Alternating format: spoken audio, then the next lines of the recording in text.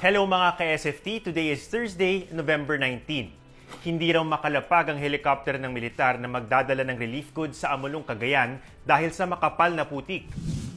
Kaya naman pumila at tulong-tulong na pinagpasahan ng mga residente ang relief goods mula sa chopper papunta sa kanilang bayan. Paliwanag ng Armed Forces of the Philippines, ginagawa ang airdrop sa mga lugar kung saan delikado at hindi makalapag ang kanilang helicopter.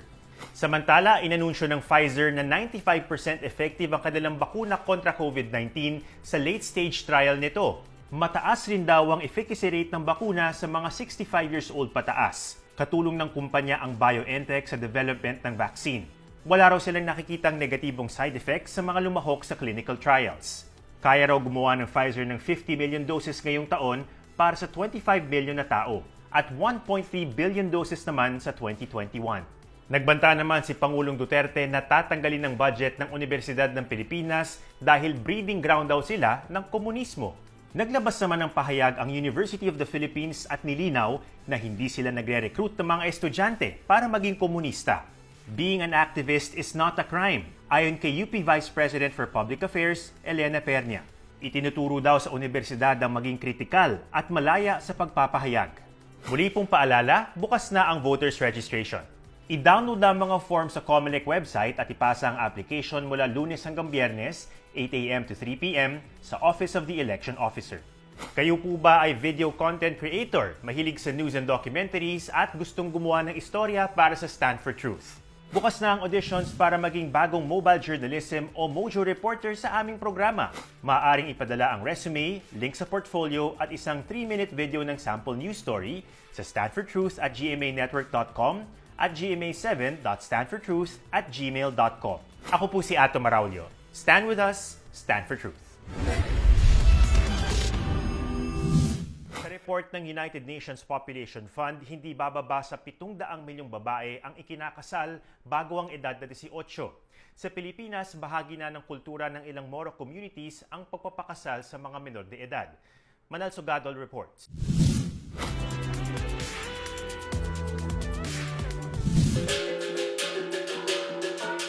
Makulay at malaking pagdiriwang ang pagpapakasal sa kulturang Moro. Ikinasal ngayong taon sina Kaidar at Johaira sa Maguindanao. Parehong 16. Nagkakilala sila sa social media at pagkalipas ng mahigit 1 taon at 9 na buwan, napagdesisyonan na nilang magpakasal. Ang nasabi kasi sa banal na Quran, Qala Ta'ala, wala taqrabu zina, hindi pwede daw at hindi daw pwede na magsina, parang makipagtalik sa hindi mo kaano-ano, ganun po yun. Kaya mas pinili ko na lang na pagkasalan siya kaysa sa umabot kami sa hindi maganda. Kapag kasi sa Islam, yun nga, sabi nila tinatawag, binabawal yung pagbo-boyfriend-girlfriend kasi nga may iniingatan. So kahit ang bata-bata namin is pinili naming magpakasal kasi umiiwas kami sa tawag na fitna. Grade 10 si Johaira, samantalang nakapagtapos naman ng Hafiz o pag-aaral ng Quran si Kaidar. Kahit tutol sa pagpapakasal ang ama ni Johaira, wala siyang magawa kundi tanggapin ang desisyon ng dalawa.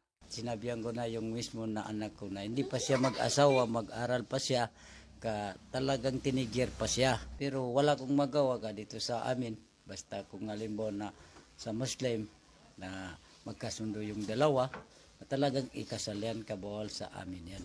Batay sa report ng United Nations Fund, hindi bababa sa 700 milyong mga babae ang ikinakasal bago umabot sa edad na 18.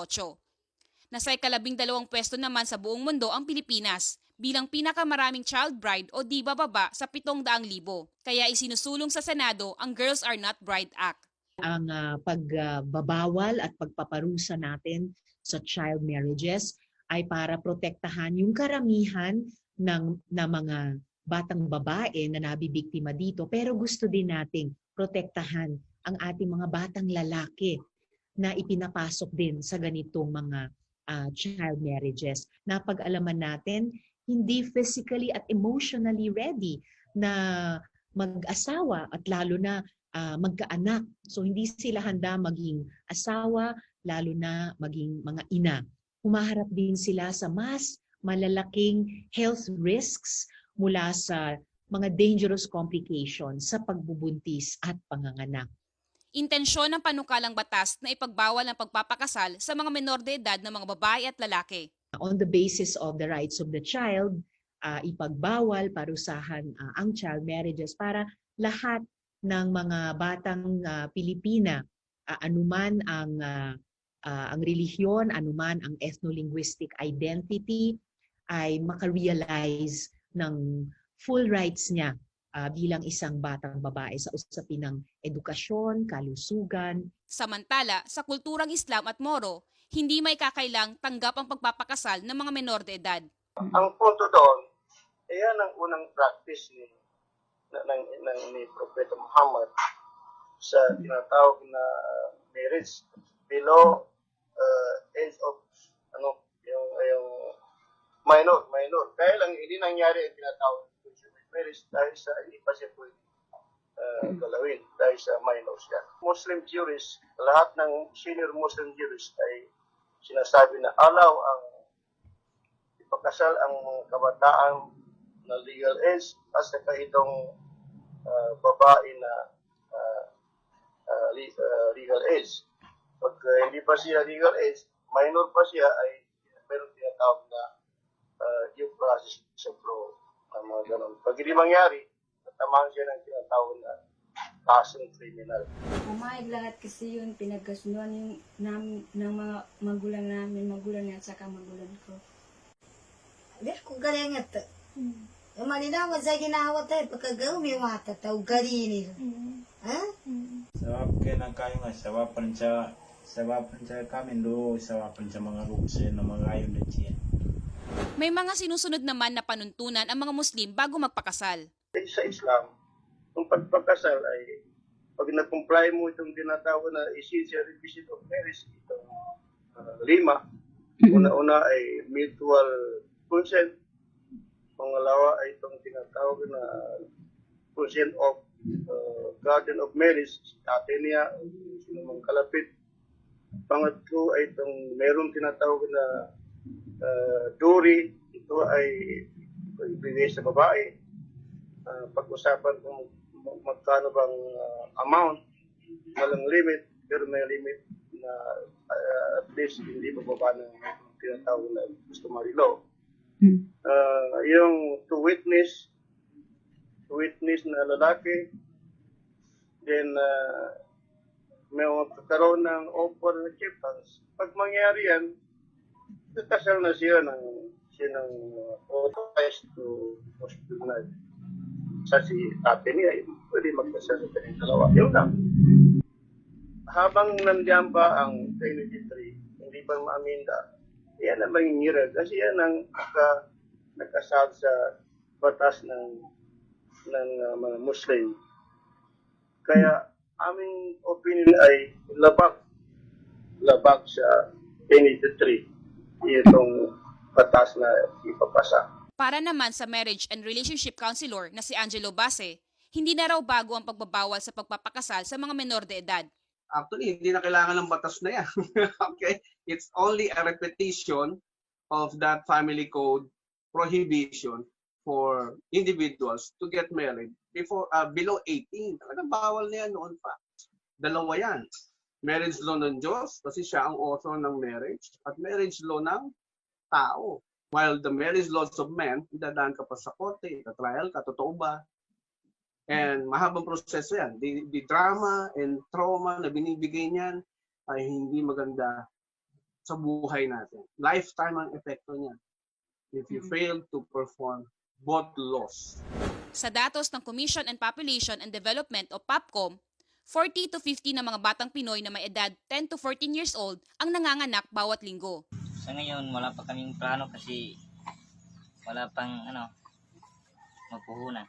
Kaya naman ang United Youth of the Philippines o UNIFIL Women, doble kayod sa kampanya laban sa maaga at sa pilitang pagpapakasal sa Maguindanao.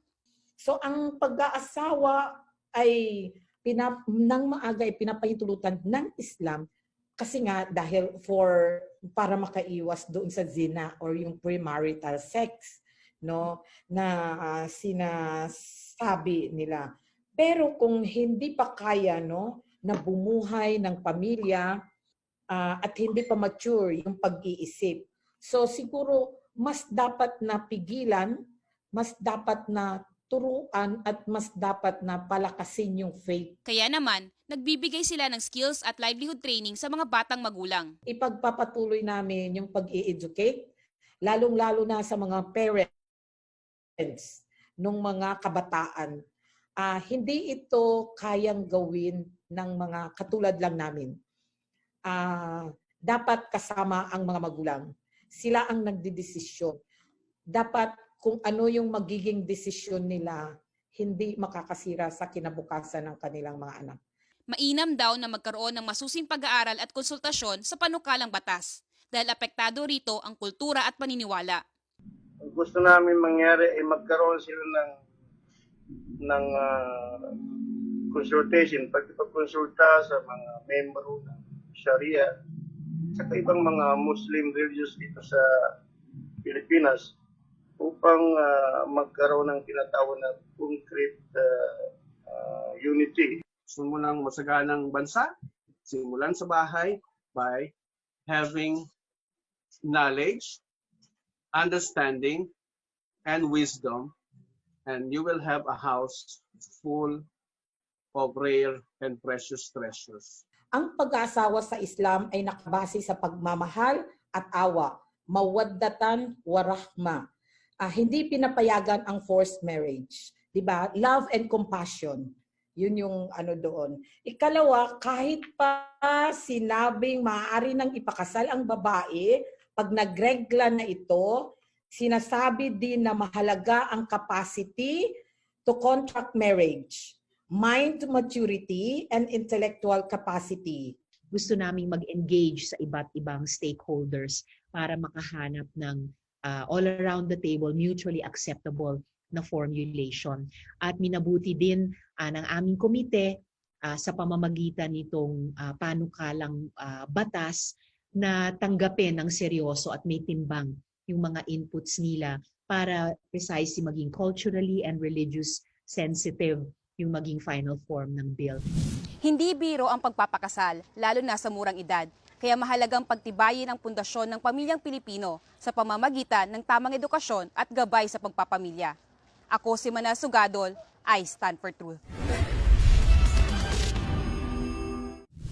Isa sa bawat 5 COVID-19 survivors ang sinasabing dumaranas ng mental illness 3 buwan mula ng unang dapuan ng sakit. MJ Jeronimo reports.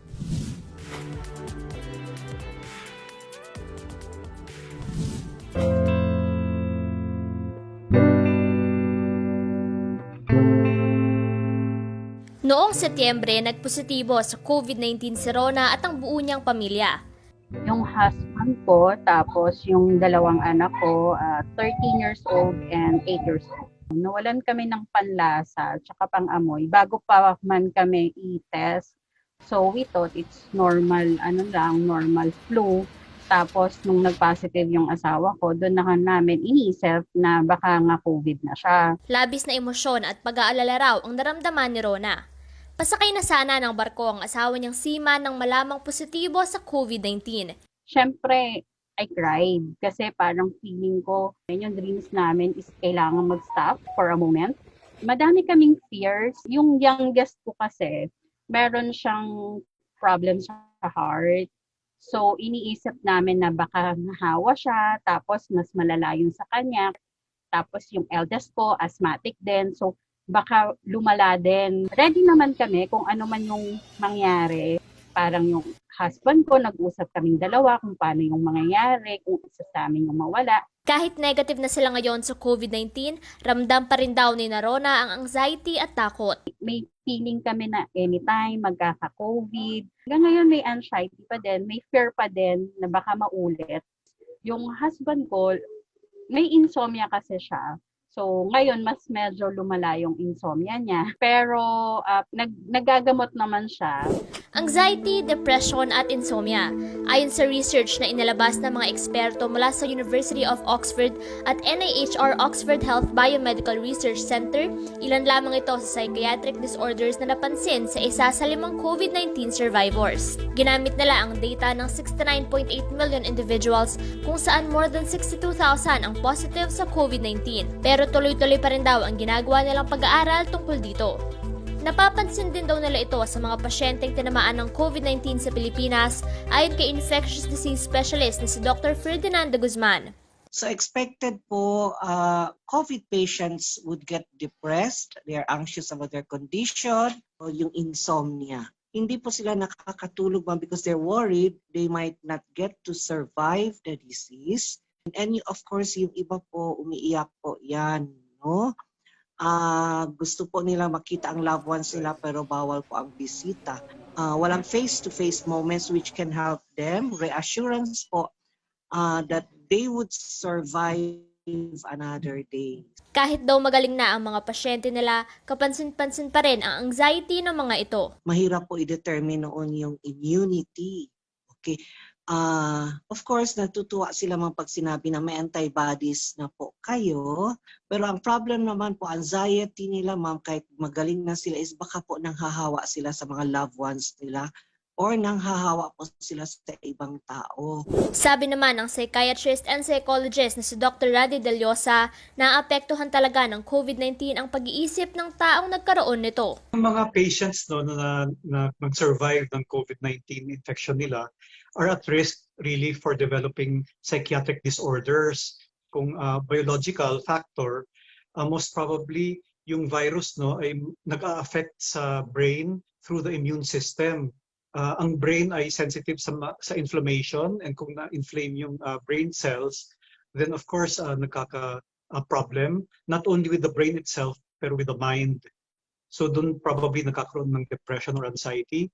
Bukod sa biological effects sa brain ng isang tao, may epekto rin ang COVID-19 sa psychological health nito. Ang taong nagka-COVID-19 infection ay syempre nagkaroon ng death impact.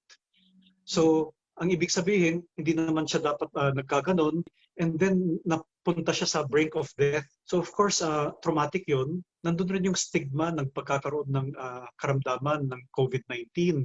Diba? Anong isipin ng tao? Nandun rin yung practical costs ng hospitalization, ng pag-alaga. So lahat yan nagko-combine as psychological factors plus biological factors. Sa ngayon, hindi pa tukoy ng mga eksperto kung permanente ang psychiatric effects ng COVID-19 sa isang survivor. But the good thing is that kung sakaling nagkaroon sila ng depression, ng anxiety, or ng acute stress problem from the COVID-19, meron namang gamot para doon, merong treatment. They have to be constantly seeking psychological help, para at least yung mga worries nila ay ma-resolve. Importante rin na magkaroon sila ng social support because it's very lonely to have become sick with COVID-19. Para kay Rona, nakatulong ang suporta ng kanyang pamilya at mga kaibigan sa mental health nilang mag-anak. Doon ako kumuha ng support sa kanila. Sila din siguro, wag silang matakot na mag-open. Yes, majority, i-judge ka, pandidirihan ka, iiwasan ka, pero doon mo rin makikilala kung sino yung mga tao na concerned sa'yo, na magpe-pray for you. Marami pa tayong hindi alam tungkol sa COVID-19, pero maranasan naman natin ang epekto nito maging sa ating pag-iisip. Mahalagang malaman na merong gamot at suportang nakahanda para tulungan tayong makabangon. I'm MJ Geronimo, I stand for truth.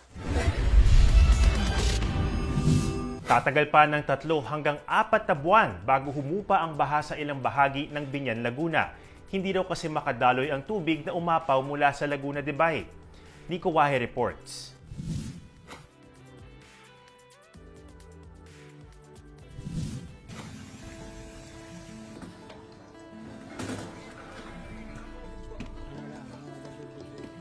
Wala, hindi po kami makapaghanap buhay. Ganito po buhay namin dito. Tubig. Tay! Pag nabaha dito, lagi lang nakabangka. Ayaw namin iwanan yung bahay namin. Wala na nga kaming gamit, wala pa lahat. Mga ka-SFT, nandito ako ngayon sa Binyan, Laguna. At kung makikita nyo ay nakasakay po ako ng bangka. Pero wala ako sa Laguna de Bay. Nandito ako sa Barangay Malaban na hanggang ngayon ay lubog pa rin po sa tubig baha. Ayon sa mga residente dito, dahil yan sa bagyong Ulysses, mga 3 hanggang 4 na buwan pa raw bago ito humupa dahil hindi na gumagalaw o puno na itong Laguna de Bay. Itong binabangka namin ito, nasa hanggang dibdib daw ang taas niyan at may ibang lugar pa na aabot sa lagpas tao. Tirik na ang araw dito sa Barangay Malaban, Binyan, Laguna. Pero ang baha hindi pa rin humuhupa. Lalo na sa mga lugar na malapit sa Laguna de Bay. Wala nang nakalitaw na kalsada. Hanggang loob ng mga bahay, baha. Kaya naman ang mga residente, bangka na ang araw-araw nakakampi para kahit papaano umusad ang buhay. Narito naman ako ngayon sa bahagi ng Zona 7 dito pa rin sa Barangay Malaban. Isa raw ito sa pinakabinabaha talaga, lalo na sa panahon ng tag-ulan. At ito ang kinalalagyan namin ngayon, isa itong basketball court at makikita nyo kalahati na lang yung nakikita. Madalas ganito rin daw ang nararanasan ng ibang lugar dito sa Barangay Malaban o ibang sitio dahil isa ito sa mga barangay na nasa bukana ng Laguna de Bay. Si Aling Marites na halos nakatira na sa tabi ng lawa, sa second floor na ng kanyang bahay na mamalagi. Nung bagyo ho, dati nasa baba kami. Tapos unti-unti siyang nataas ang tubig. Hanggang sa umakyat ho kami rito sa taas. Ang problema naman ho, yung hangin naman, parang tinatanggal na ho yung bubong eh. Ayan, yung bahay namin, tanggal-tanggal. Nakakatakot. Gustuhin man daw nilang umalis, wala naman daw silang magagawa. Ayaw namin iwanan yung bahay namin. Wala na nga kaming gamit, wala pa lahat. Mahirap naman ho pumunta ng nang mag-evacuate kami. Ang kalaban naman namin ng COVID. Malamang sa malamang, ganito pa rin daw ang sitwasyon kahit Pasko dahil ang baha maaaring umabot hanggang Pebrero sa susunod na taon. Bihira kami magpaskong walang tubig. Kailan pa? Nung nakaraang taon, wala kaming tubig. Ngayon, may tubig na naman. Parang alternate. Dito tayo sa mga skinita, itong Barangay Malaban. Kung makikita nyo, yung mga kawad ng kuryente halos tumama na sa mga ulo namin. Ibig sabihin, napakataas na ng baha rito at hindi nila alam kung kailan huhupa. Si Mang Domingo, ipinasok na sa bahay ang kanyang bangka para magsilbing tulay. Naabutan ko siyang nililimas ang pumasok na tubig sa bangka. Kung kalakasan ng bagyo, edi ang bilis tumaas ng tubig. Lahat ng mga gamit, tinataas namin. Kahit kapraso lang ang itaas namin, tinataas namin. Si Sheila naman, sumakay na rin ng bangka para ipasa ang natapos na module ng anak. Wala po tayong magagawa kundi gawin kung ano yung para ang bata may matutunan pa rin kahit na ganitong baha. Medyo nagrereklamo na rin yung mga residente dahil sa tagal nga nitong baha, may mga kasama ng basura, medyo nangangamoy na. Para sa kanila, baka maapektuhan ang kanilang kalusugan. Pangunahing problema raw ng mga residente rito ang makakain. Kaya naman, kanya-kanya silang diskarte para may panlaman sa tiyan. Wala, hindi po kami makapaghanap buhay. Ganito po buhay namin dito. Pag-tubig. Si Mang Francisco, hindi raw makapangisda, kaya ginawa munang pamasada ang kanyang bangka. Pag malalim na dito sa dito sa bungad, pamasada. Pero ang pamasahe? Oo. 10, 5, depende sa pasahero kung magkano bibigay. Hindi naman po nagpipresyo kami. Ang iba naman, ibinibenta ang mga maswerteng huling tilapia sa lawa. Kung makikita nyo sa inyong likuran, ayan yung mismong Laguna de Bay. Punong-puno na raw yan ng water lily. Ay nagiging dahilan din para hindi ganong gumalaw yung tubig. At yung tubig baha nga, magstay dito sa mga kabahayan, dito sa Barangay Malaban. Pero bakit nga ba aabutin pa ng 3 hanggang 4 na buwan ang baha sa mga lugar na malapit sa lawa, gaya ng Barangay Malaban? Marikina River, dumiretso sa Pasig, pupunta ng Manila, no? Meron tayo yung may Manggahan floodway tayo, tapos sa Napitan, papunta dun sa Laguna de Bay. Bago ka maka-exit, medyo matagal yung lagutan. Isa lang pag hindi makalabas doon through the Pasig River, nakakalakas siya kahit ito konti ang kanyang discharge. Kailangan talaga magkaroon ng parang spillway papuntang Laguna Bay para medyo bumaba naman po yung aming alawa dito. Para yung aming pong mga kababayan sa may laylayan ng dagat, mabawasan po yung kanilang tubig doon. Kinakailangan na magkaroon ng isang panibagong outlet. Yun nga yung tinatawag natin na Parañaque Spillway. Kaya lang, yun nga, na-overtake na siya ng event. Kumbaga, dahil sa naging mabilis yung development sa area na supposedly pagdaraanan ng spillway, hindi siya na-realize. Yung Parañaque Spillway ay kumbaga nire-reconfigure instead of an open channel. Ang gagawin dyan is parang underground tunnel ang gagawin. Kung saan yun ang magiging panibagong outlet. At yun naman ay pinag-aaralan na ng DPWH. Sa ngayon, marami sa mga pamilya ang nagtitiis muna sa evacuation center. Hindi rin nila matirhan ang kanilang mga bahay na nananatiling nakalubog sa baha. 3-4 na buwan, kayang-kaya raw tiisin ng mga residente yan. Lalo na't sanay naman na raw sila sa ganitong kalagayan. Pero hindi raw ibig sabihin panghabang buhay ang kanilang pasensya. Kaya sana naman daw bigyang solusyon ang problemang ito ng mga residente ng Barangay Malaban. Mula rito sa Binyan City, Laguna, ako si Nico Wahe. I stand for truth. That's all for today mga ka-SFT. Please don't forget to like and follow our Facebook page for the latest updates. Ako po si Ato Maraulio. Stand with us. Stand for truth.